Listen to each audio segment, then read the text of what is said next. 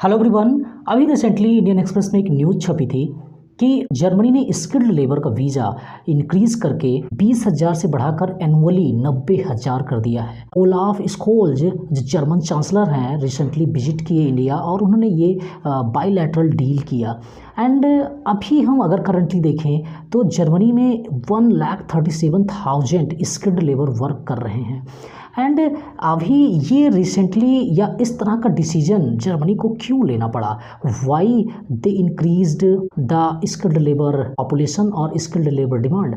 Generally American countries और European countries बड़ा restriction रखती हैं इंडियंस के H-1B वीज़ा पॉलिसी जो यूएस की है, जो टेक्निकल स्किल्ड लेबर्स को इंडिया से यूएस के लिए बुलाती है। So it is a very difficult. अगर आपने अप्लाई किया हो H-1B वीज़ा तो उसके प्रोसीजर्स को जानते होंगे। बट अगर जर्मनी को देखें तो उसने क्यों ये इंस्टेंटेनियस डिसीजंस लिया और इतना बड़ा जंप 20,000 से लेकर 90,000 कर दिया। सो इसके पीछे का मेन रीज़न है, अगर हम देखें करंट में तो जापान को रिप्लेस करके जर्मनी इस वक्त थर्ड जीडीपी है, जो ऑलमोस्ट तकरीबन 4.43 ट्रिलियन डॉलर है। एंड यूरोप की टॉप जीडीपी है, उसको फॉलोड करते हैं यूके एंड फ्रांस। ये जर्मनी को इसलिए भी डिसीजन लेना पड़ा क्योंकि अगर हम जर्मनी के टॉप एक्सपोर्टिंग कंट्रीज़ देखें, टॉप 10 एक्सपोर्टिंग कंट्रीज़ और टॉप 10 इंपोर्टिंग कंट्रीज़, उसमें इंडिया का नाम नहीं है। एंड एक एंगल से और देखा जाए कि India is the 5th largest economy and as one sense कि it is emerging economy and 1.4 billion population.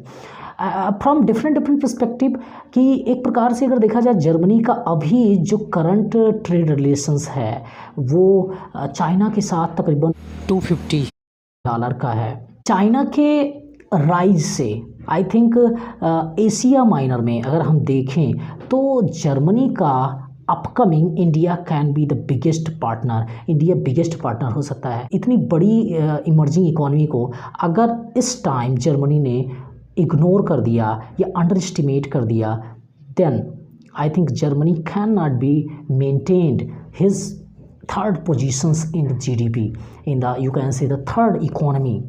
And Germany के रिलेशंस हमारे साथ अच्छे हैं from different perspectives. I think Germany technically is a very advance country. अगर हम Germany को देखें तो हम लोग जर्मनी को एक्सपोर्ट करते हैं pearls, tea, coffee and some chemicals, this kind of goods हम लोग एक्सपोर्ट करते हैं। अगर हम इंपोर्ट की बात करें तो generally machinery and electricity machinery based products को हम इंपोर्ट करते हैं। सो काफ़ी कंपनीज़ हैं जो जर्मनी की इंडिया में वर्क कर रही हैं। जर्मनी की एक बात और है कि वहाँ की जो टॉप ऑटो मेकर्स कंपनीज़ हैं they are performing comparatively devalued, comparatively low graded. Why? Because they couldn't transition, they couldn't transform in the EV. Actually अगर हम देखें जो कंपनीज़ हैं, अगर ऑटो मेकर्स कंपनी अगर हम जर्मनी के देखें टॉप, जैसे BMW है, ऑडी है, मर्सिडीज़ है, वॉक्सवैगन है एंड पोर्शे है, रेनॉल्ड है, they are the globally recognised and top brand.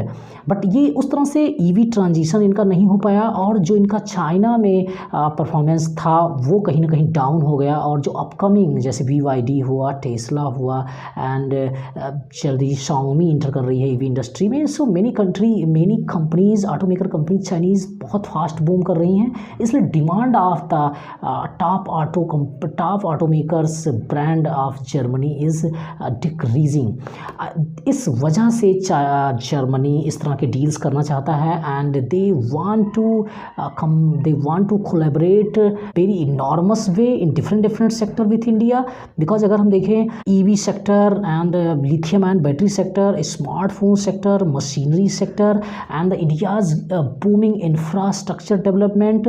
So I think Germany will take enough profit from their and of course India's profit is also parallel because India को skilled labour, India is producing enormous I think more than millions skilled labor per year. So India has enough employment procedure, so India have enough employment capability and not domestic employment will consumption. I think we have no problems to export skilled labors because US, China, not China but all the European countries, Australian countries, Southeast Asian countries, many countries try to suck skilled labor from India, and it's not bad for India because if we look, the largest remittances gainer country is India. So it's great news from different perspective. So stay tuned with me. I'm Pawan. Thank you.